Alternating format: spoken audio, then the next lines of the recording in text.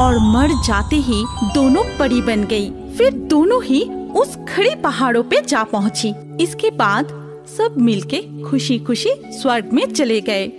सिंचुला जंगल में बहुत सारे पंछी रहते थे। पॉपी, मुनिया, नैन्सी, राया, ये 4 पंछी सारे पंछियों में से कुछ अलग सी थी। उन चारों में थी गहरी दोस्ती। जंगल के बाकी पंछियों से वो ज्यादा मिलती जुलती भी नहीं थी। वो चारों बहुत ही सुंदर थी। जंगल के सारे पुरुष पंछियों ने उन चारों को बस देखते ही रहता था, उनसे दोस्ती करना चाहता था। लेकिन वो चारों पंछी अपने में ही खेलते थे, घूमते थे, बातें करते थे और इस वजह से जंगल के बाकी पंछियों ने उनको बहुत ही घमंडी समझते थे। सारे महिला पंछी उनके खूबसूरती से जलते भी थे। एक दिन जब पॉपी, राया, नैन्सी और मुनिया जंगल में घूम रही थी, तभी जंगल के बाकी पंछी मिलकर बातें कर रही थी।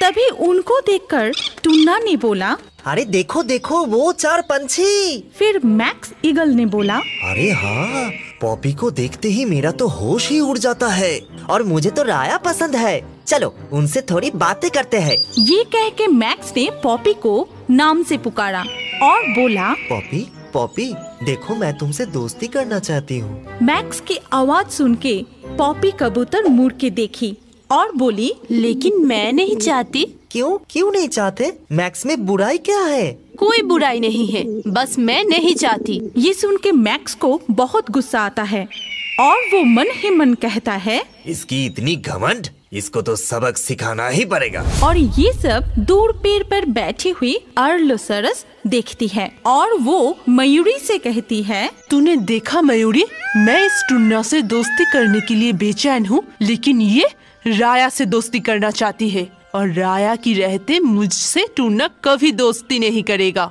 मुझे इस राया का कुछ करना ही होगा। तभी वहाँ उल्लू महाराज आता है और कहता है, नैन्सी तुम मुझे बहुत पसंद हो और इस जंगल का पंछी कुल के राजा होने के खातिर मैं तुम्हें रानी बनाने की प्रस्ताव देता हूँ। उल्लू महाराज की बातें सुनकर नैन्सी सालिक कहती है, मुझे माफ करना महाराज, आप मांसाहारी है और मैं कोई मांसाहारी से शादी नहीं कर सकती। क्या तुम्हारी इतनी साहस कि तुम मेरे प्रस्ताव मानने से इनकार कर रही हो? तुम्हें इसकी सजा जरूर मिलेगी। फिर उल्लू ने अपने प्रजा को आदेश दिया, मेरे राज की पक्षी प्रजाओं, नैन्सी को पकड़कर सूली पे चढ़ाओ, ये मेरा आदेश है। तभी थियो कौवा, अल्बर्टो काकातुआ, मैक्स ईगल और टुन्ना मिलकर नैन्सी सालिक को पकड़कर ले जाते हैं। ये देखकर पॉपी कबूतर, मुनिया और राया मैकाऊ विचलित होकर कहती है, नहीं नहीं, ऐसा मत कीजिए महाराज, नैन्सी को छोड़ दीजिए। लेकिन जब सब मिलके नैन्सी को सूली में चढ़ाने ही वाले थे, तभी अचानक से मुनिया उड़ते हुए आती है और खुद सूली पे बैठ जाती है और मुनिया को ऐसा करते देखकर सब चौंक जाती है। तभी नैन्सी चिल्लाती रोती हुई बोली, अरे तूने ये क्या किया मुनिया, क्यों किया? ऐसा नहीं करती तो वो सब तुम्हें मार देती। महाराज की प्रजा तुम्हें छोड़ने वाले नहीं थे और तुम मेरे सबसे प्यारे दोस्त हो। मैं खरी खरी तुम्हें मरते हुए नहीं देख सकती थी, इसीलिए। ये कह के मुनिया ने दम तोड़ दी, लेकिन दम तोड़ते ही वो एक सुंदर सी परी बन गई और एक ऊंची खड़ी पहाड़ों के ऊपर जाके रुकी, जो किसी ने भी नहीं देख पाई। इसके बाद फिर एक दिन मैक्स ने पॉपी के लिए एक फल लेकर आया और बोला, पॉपी आज मेरा जन्मदिन है और मैं सबके लिए फल लाया हूँ। मैं जानता हूँ तुम मुझसे दोस्ती करना नहीं चाहते, लेकिन इस जंगल के सदस्य होने की खातिर मेरे जन्मदिन पर एक फल तो खा सकती हो ना? ठीक है, आज तुम्हारा जन्मदिन है और आज के दिन मैं तुम्हें उदास करना नहीं चाहती। जन्मदिन मुबारक हो। ये कह के पॉपी जब फल को खाने जा रही थी, तभी वहाँ नैन्सी आती है और कहती है, रुको पॉपी, मुझे इन पे विश्वास नहीं है, इसीलिए ये फल पहले मैं खाऊंगी। अगर मुझे कुछ नहीं हुआ तब तुम खाओगे। ये कहते ही नैन्सी फल खाना शुरू करती है और नैन्सी को फल खाते देखकर मैक्स डर के मारे वहाँ से भाग जाता है। नैन्सी फल खाते ही मर जाती है। तभी वहाँ राया पहुँचती है। ये क्या हो गया मेरे दोस्त? मुझे बचाने के लिए तूने जहर पी ली। मैं अपने इतने अच्छे दोस्त को खो दी। अगर मैं यहाँ पहले आ जाती तो तुझे वो फल खाने ही नहीं देती। मैं खा लेती ये जहर। ऐसा मत बोल मेरी प्यारे दोस्त। अब एक तू ही तो रह गई मेरे लिए। नैन्सी भी मरते ही एक परी बन गई और वो भी उसी खड़ी पहाड़ों पे जाके रुकी। इधर पॉपी और राया रोने लगी। ऐसे ही कुछ दिन बीत गए। पॉपी और राया अब पहले जैसे खुश नहीं थे। वो खेलते नहीं थे, हंसते नहीं थे, सिर्फ उदास होके इधर उधर घूमते थे। टुन्ना तभी भी राया के पीछे पड़े थे।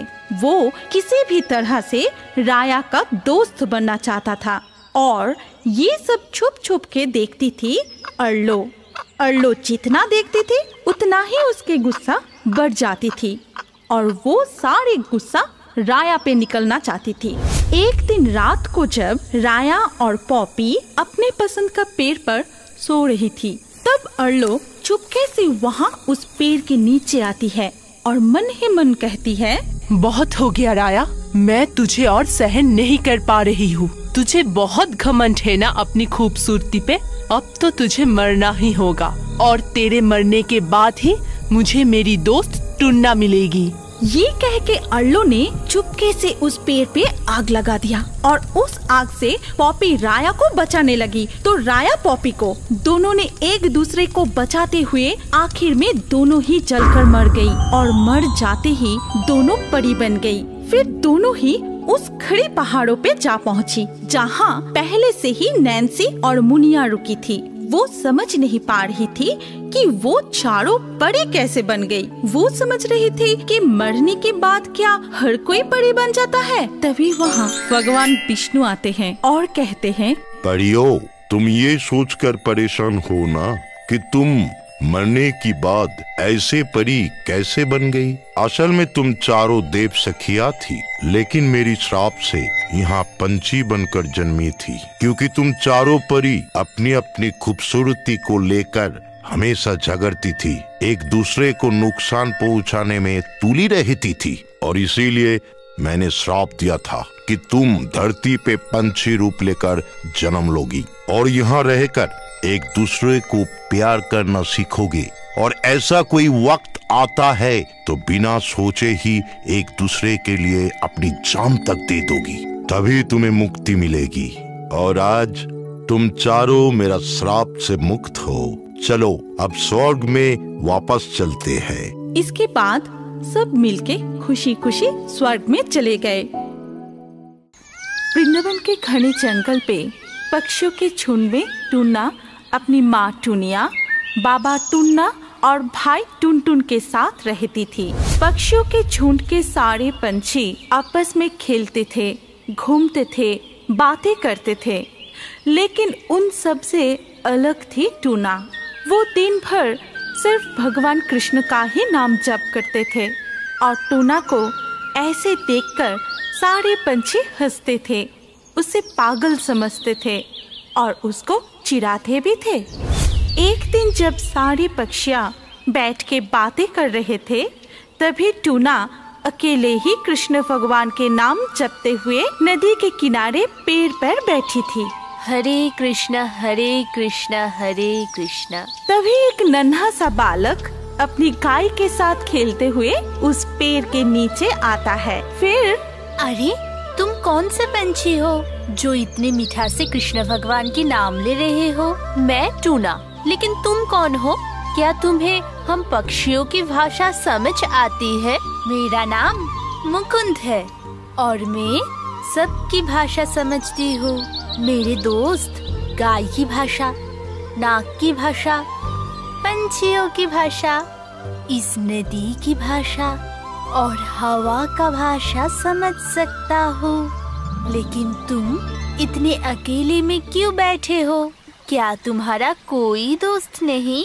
मुझे किसी से भी बात करना अच्छा नहीं लगता, मैं तो पूरा दिन कृष्णा भगवान की नाम जपती हूँ और इसीलिए सब मुझे चिढ़ाते हैं, परेशान करते हैं। मुझे बहुत दुख होता है, लेकिन तुमसे बात करने में मुझे बहुत अच्छी लग रही है। ठीक है, तुम मेरे दोस्त गाय से मिलो। ये मेरा दोस्त गाय है, ये हमेशा मेरे साथ ही रहता है। अब चलो तुम्हें मेरे और एक दोस्त नागराज से मिलवाता हूँ। ये कह के मुकुंद गाय के साथ टूना को लेकर एक गुफा के पास जाता है। फिर नागराज, ओ नागराज। जी प्रभु, क्या आदेश है? इनसे मिलो, ये है टूना, ये हमारा नया दोस्त है। अगर इसे कोई भी परेशानी हो तो तुम जरूर मदद करना। जी प्रभु। इसके कुछ दिन बाद एक दिन टूना जब एक फल खा रही थी, तभी ना जाने कहां से चील आके टूना की फल छीनकर उड़ जाता है और पीछे से सारे पंछी हंसने लगते हैं और चोंच से उसकी पंख खींचने लगते हैं। तभी टूना बहुत रोने लगती है। तुम सब बहुत बुरे हो, मैंने तुम लोगों का क्या बिगाड़ा है? क्यों परेशान करते हो मुझे? टूना जितनी रोते हैं सब उस पे उतना ही हंसते हैं। तो क्या बिगाड़ेगा रे छोटी सी पागल पंछी? मैं पागल नहीं हूँ, मैं कृष्णा भगवान की भक्त हूँ और देखना आप सबको कृष्णा जी एक दिन जरूर सजा देगी। अच्छा, तो हम भी देखते हैं कि इस वक्त को कृष्ण भगवान जी कैसे बचाता है और हमें कौन सा सजा देते हैं। तभी टूना और जोर जोर से रोने लगती है। इधर नागराज को टूना की रोने की आवाज सुनाई देता है। फिर ये तो टूना की आवाज है, वो रो रहा है। कुछ तो हुआ है, मैं जाके देखता हूँ। इसके बाद नागराज वहाँ पहुँच के चुपके से सब कुछ देखता है। फिर बड़ा सा नाग का रूप धारण करके सबको डराता है। अरे बाप रे, कितना बड़ा नाग! टूना हमारे दोस्त है, तुम सब टूना को परेशान करना बंद करो, नहीं तो मेरे जहर से कोई भी नहीं बच पाओगे। हमें माफ कर दीजिए नागराज, फिर कभी हम टूना को परेशान नहीं करेंगे। ये बात हमेशा याद रखना। टूना, तुम अपना ध्यान रखना, अगर कोई भी परेशानी हो तो जरूर बताना। मैं चलता हूँ। ठीक है नागराज, तुम भी अपना ख्याल रखना। फिर एक दिन टूना अपने भाई टुनटुन, माँ टुनिया और बाबा टुन्ना के साथ घास के दाने खाने के लिए खेत में उतरे। तभी दो शिकारी आए और जाल फेंककर उन्हें पकड़ लिया। फिर सब डर के मारे चिल्लाना शुरू किया।